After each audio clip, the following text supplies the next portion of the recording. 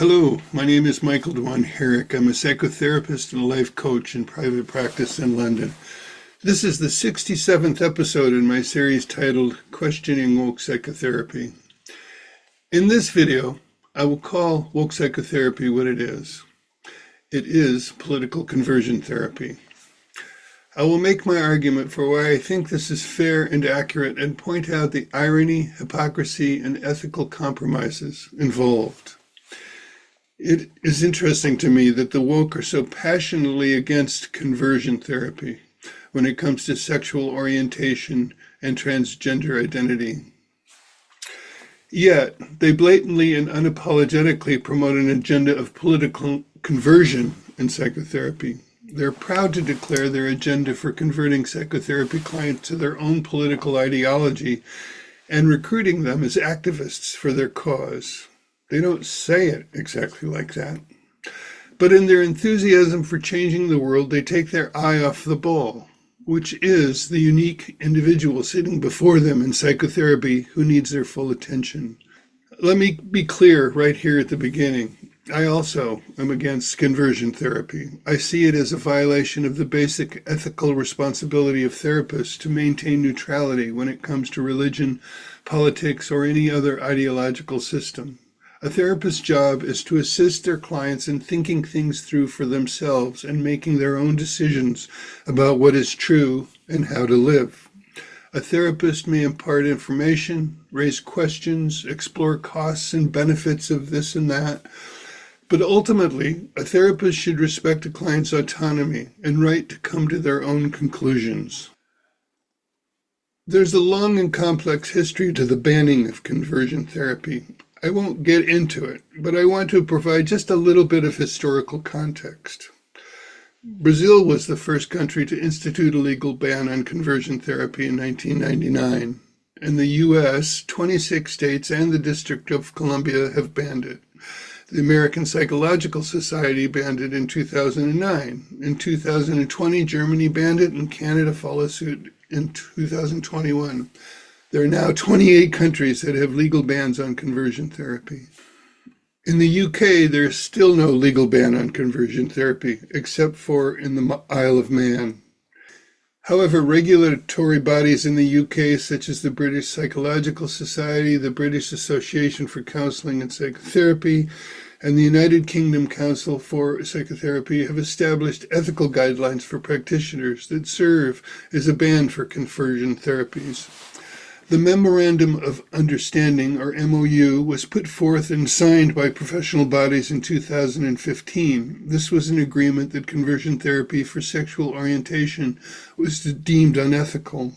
Then in 2017, this was amended and updated to include conversion therapy for transgender identifying people as also unethical.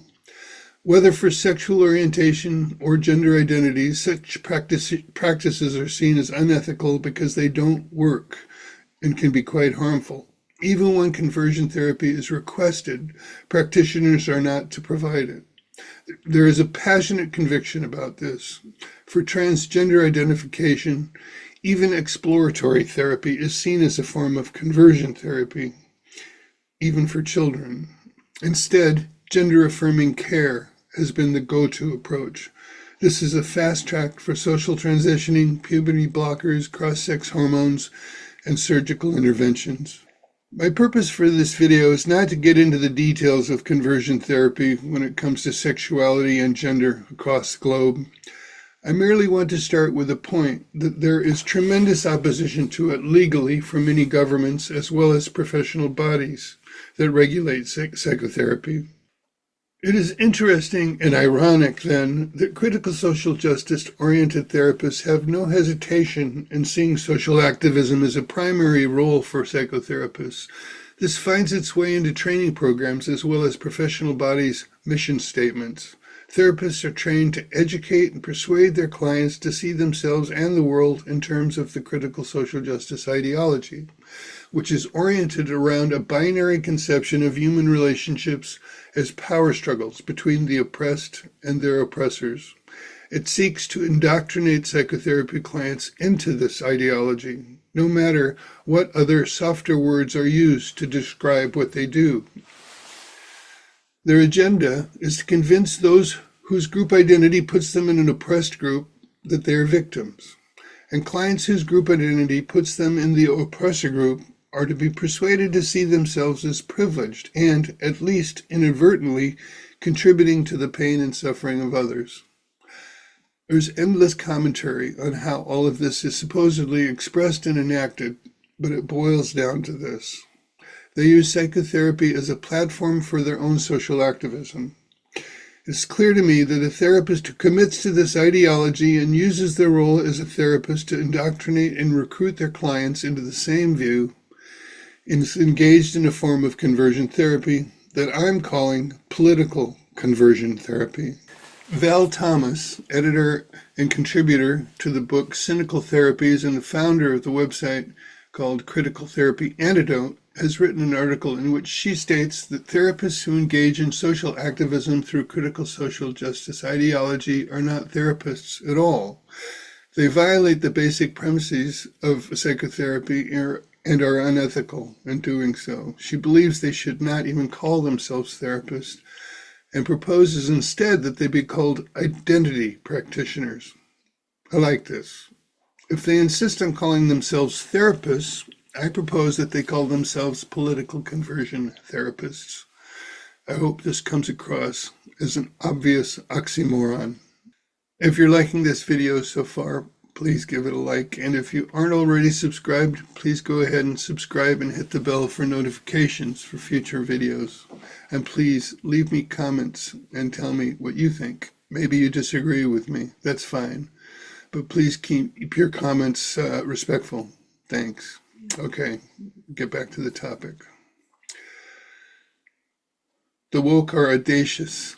They can carry lanterns and pitchforks in their self-righteous mobs when it comes to exploratory therapy with trans-identifying children, but then trumpet with equal verve and moral superiority their blatant use of psychotherapy to promote their own political ideology.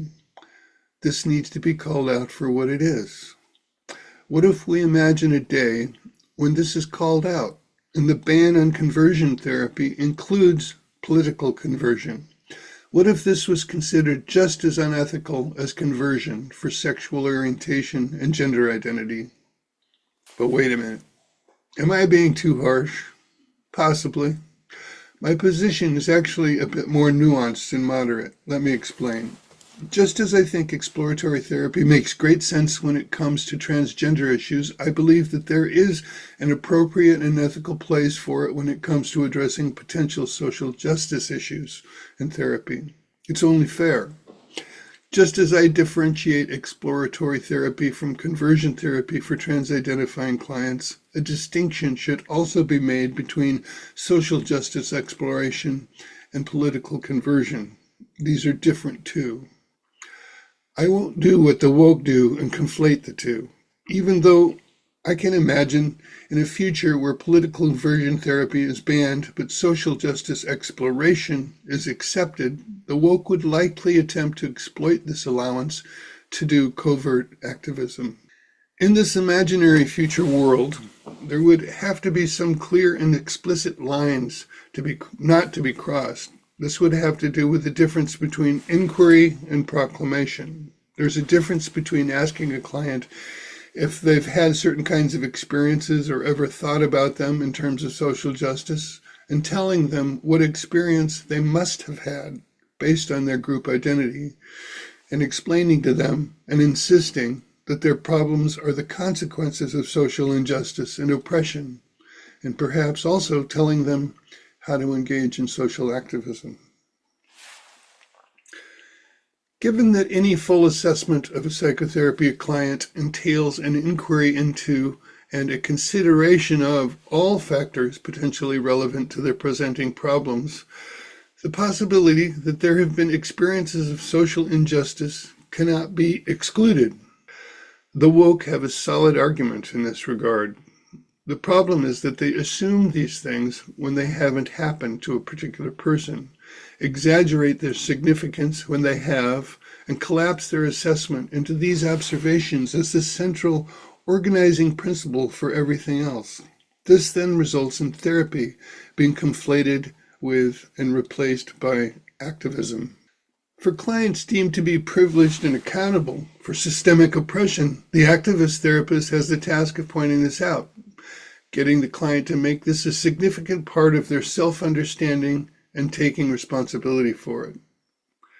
How is this any different from a fundamentalist Christian therapist confronting clients with their original sin and suggesting a redemptive path of accepting Jesus Christ as one's personal Savior? I imagine a woke psychotherapist would condemn this fundamentalist approach while not seeing how they are involved in a very similar process. I don't think there is any evidence on whether political conversion therapy works or not. I imagine that sometimes it does and sometimes it doesn't. But what would work even mean? Would it mean that the conversion was successful and critical social justice ideology has been adopted by the client? Or would it mean that the client found their way to increased well-being? I don't believe that working in the first sense automatically ensures that it will work in the second sense. And when it works in the first sense, can it cause harm? I think it most definitely can. In a nutshell, it can start one group of people that presumably oppressed down the path of perpetual victimhood identity and resentment. Not a recipe for well-being. For another group, the presumed oppressors, it cultivates a false sense of guilt and shame and a shrinking back from asserting themselves and pursuing their goals and ambitions out of a fear that they're only exercising their unearned privilege. This is also not a path to well-being. As the strong commitment against conversion therapy for sexuality and gender identity is primarily based on the harm it can cause, this should then be a legitimate argument against political conversion therapy. Let's take a closer look at the ban on conversion therapy for transgender identifying people and start by asking the question of whether sex is innate. There's much debate about this. Most can agree that gender is a social construct, but many disagree that the same can be said about sex. If a person is born with a penis and XY chromosomes, that person is male. Some refute this, but the science is overwhelmingly on the side of humans being a sexually dimorphic species and biologically binary in terms of male and female. The rare anomalies of those born intersex does not prove otherwise. Many trans people, including Caitlyn Jenner and Blair White, assert that while living as the opposite gender, they're still male. But here's the point I'm driving at. It's a question, really. As healthcare providers or therapists, what are we doing when we recommend or assist a male in physically changing his body to match that of a female body? This goes, of course, for females wanting to change their bodies to match the male body. What are we doing exactly? We're affirming that person's felt gender identity as equivalent to their sex. This is accepted as a solid basis for determining that opposite sex as an innate given fact. Beyond this, we are also indirectly affirming gender stereotypes by affirming that men must feel and present themselves one way and women another. This is left implicit because to say it explicitly would be inconsistent with the woke narrative around gender fluidity and nonconformity. Another reason that exploratory therapy is important when it comes to transgender identifying clients is that many turn out to be gay. The rush to affirm their identity as the opposite sex can be seen as a backdoor conversion therapy aimed at converting someone to a heterosexual orientation. This conversion therapy is banned even for those that request it, based on the belief that sexual orientation is innate, conversion therapy doesn't work, and it is dangerous. Why not the same logic for transgender sex conversion? While gender may not be innate, sex is innate. There is at least a very good argument for it. Trying to change what sex doesn't work, and it can be very dangerous, especially for children. My conclusion is that gender-affirming care, when it involves medical interventions, is a form of conversion therapy. It's the attempt to convert someone into something that they are not innately. On that basis, to be consistent, there is an argument for banning it, at least for minors. Maybe this sounds like a wild assertion. Really? So gender-affirming care, which is the recommendation that is meant to counter conversion therapy, is itself conversion therapy? Yes, that's what I'm saying. My belief is that adults should nevertheless have the right to medical interventions aimed at changing their sex if the decision is made after exploratory therapy and with informed consent. This is consistent with the ethical commitment to client autonomy and therapist neutrality. I don't believe that children and minors are able to give informed consent. This position raises a question that I'll pose but not unpack right now. Here it is.